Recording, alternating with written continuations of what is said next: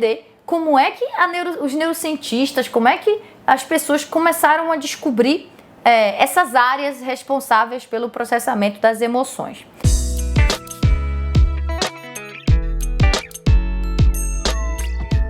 Primeira coisa que eu queria falar para vocês é que não é fácil encontrar áreas relacionadas a processamentos emocionais. Por quê? Porque não é só uma área, né? Praticamente a maior parte do cérebro tem áreas envolvidas nesses processos. Como são processos mentais, cognitivos, muito complexos, nem sempre é possível a pesquisa, né? A gente tem modelo animal de depressão, a gente tem modelo animal de ansiedade, a gente tem alguns modelos animais legais que dá pra gente identificar essas áreas, mas em geral, quando você começa a ampliar o nível de complexidade daquela emoção / sentimento, como por exemplo vergonha, né? Como por exemplo culpa, já fica mais complicado você ter um modelo animal de vergonha e culpa. Então, existe uma limitação muito grande aí nesses estudos da neurociência comportamental, digamos assim. Mas nós já temos bastante coisas para falar aqui nessa videoaula. Vamos começar a fazer uma linha do tempo sobre o sistema límbico. A primeira coisa gente, nem sempre as pessoas souberam que o cérebro é responsável pelas emoções. Boa parte do tempo, as pessoas, dos anos atrás, as pessoas achavam que o cérebro era o órgão da razão, único e exclusivamente. Então, quando você quiser falar que ama alguém, não desenhe um coração, desenhe um cérebro escrito eu te amo dentro dele. Porque, na verdade, a gente ama realmente com o cérebro, tá?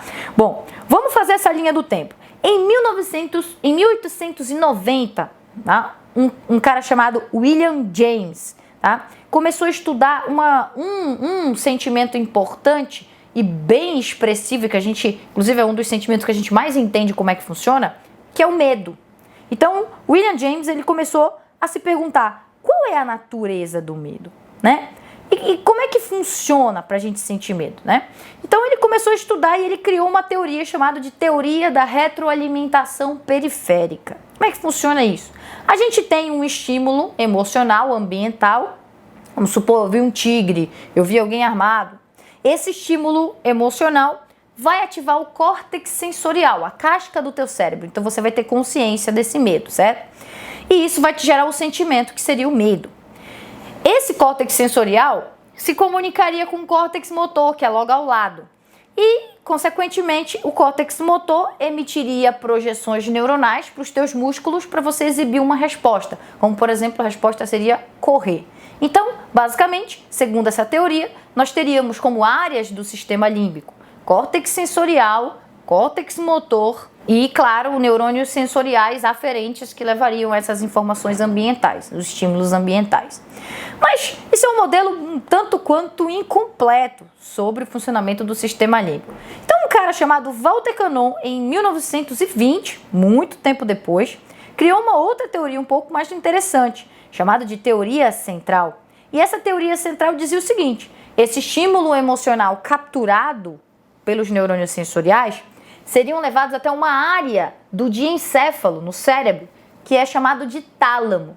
E do tálamo, essa informação ela iria tanto para o córtex cerebral, para a casca do cérebro, a mesma área que o William James falou, e isso geraria um sentimento, né, que é a casca, é a consciência do cérebro, mas ao mesmo tempo esse tálamo também se comunicaria com uma outra área do diencéfalo chamado de hipotálamo, e o hipotálamo, sim, emitiria projeções nervosas para os músculos para a gente exibir uma resposta corporal. Ou seja, gente, ele colocou dois componentes novos nessa teoria aí, né? A teoria central. Um é o tálamo e o outro é o hipotálamo, que são duas áreas importantíssimas e que realmente fazem parte do sistema límbico. O hipotálamo, inclusive, é o centro do sistema límbico. Basicamente, a gente tem núcleos ali que vão modular muita coisa envolvida de responsabilidade desse sistema, beleza? Aí, em 1930, dois caras chamados Clover e Busse fizeram uma lesão em macacos rezos, uma lesão no lobo temporal. E essa lesão no lobo temporal acabou influenciando no funcionamento de algumas estruturas do lobo temporal, como amígdala, giro parahipocampal e hipocampo. E essas três áreas lesionadas resultaram aí em comportamentos estranhos desses macacos resos. Por exemplo, eles ficaram extremamente domesticáveis. Eles perderam o medo, principalmente de outros seres que são seus predadores, como por exemplo uma cobra. Eles queriam brincar com a cobra. Então ele percebeu que essas áreas também eram áreas responsáveis pelo processamento do medo. Então aí a gente já começou a perceber que não eram só aquelas áreas citadas pelo William James. Em 1937, um cara chamado James Papez criou um circuito, chamado de circuito de Papez. Nesse circuito, ele colocou as estruturas que ele acreditava que faziam parte do sistema límbico, E realmente, até hoje, é um circuito mais citado quando a gente estuda sistema límbico, que é o circuito de Papez. Então, o que é esse circuito?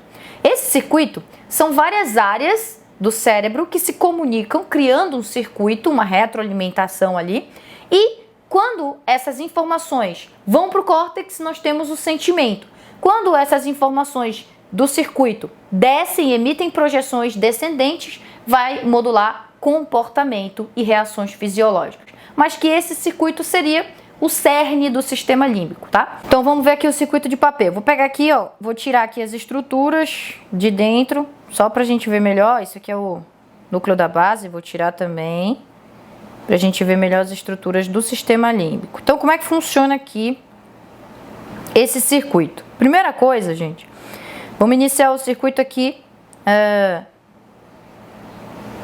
do hipocampo. Então aqui é uma estrutura chamada de hipocampo.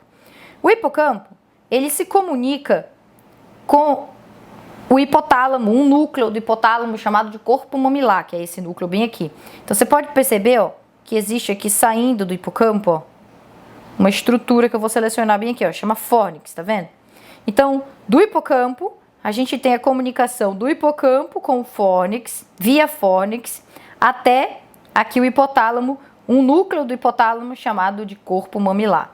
Do corpo mamilar, então, hipocampo, fórnix, corpo mamilar. Do corpo mamilar, que é um núcleo do hipotálamo, nós temos projeções neuronais do corpo mamilar para o tálamo, tá? E aí que a gente chama de trato mamilotalâmico, tá? Vai para o tálamo e do tálamo nós temos uma projeção vindo para cá, para o giro do cíngulo, que é essa estrutura, esse giro que está em cima do corpo caloso aqui, vou selecionar, giro do cíngulo. Aí, do giro do cíngulo, nós temos uma comunicação com outro giro, que não está aparecendo aqui, mas é um giro aqui do lado, chamado de giro para-hipocampal. E do giro para-hipocampal, de novo, a gente tem as projeções voltando para o hipocampo. Então, o que a gente observa aqui? Que nós temos um circuito, hipocampo, fórnix, corpo mamilar, tálamo, giro do cíngulo, giro para-hipocampal, que está aqui do lado, hipocampo de novo. Então, nós temos um circuito. Este circuito é chamado de circuito de Papez. Quando ele é ativado, nós temos a atuação do sistema límbico, que vai promover comportamento, reações fisiológicas e sentimento. Quando é que ele vai promover sentimento? Quando as projeções chegarem na casca do cérebro, no córtex cerebral, principalmente os córtex sensoriais do cérebro. Aí a gente vai ter a percepção consciente de uma emoção chamada de sentimento, que é a raiva, o medo e por aí vai. E essas projeções neuronais vão descer para regiões do tronco encefálico, para regiões da medula espinhal e vão começar a modular comportamentos. Comportamento de correr, comportamento de gritar, comportamento de lutar e por aí vai, ativando, por exemplo, o sistema nervoso autônomo simpático, sistema de luta ou fuga, modulando tanto reações fisiológicas, como a dilatação da pupila, como sudorese, como aumento da frequência cardiorrespiratória, como também promovendo aí, executando aí comportamentos, que são os comportamentos que a gente exibe quando a gente está nervoso, quando a gente está com medo e por aí vai. Posteriormente, outras áreas foram sendo encontradas e anexadas ao sistema límbico.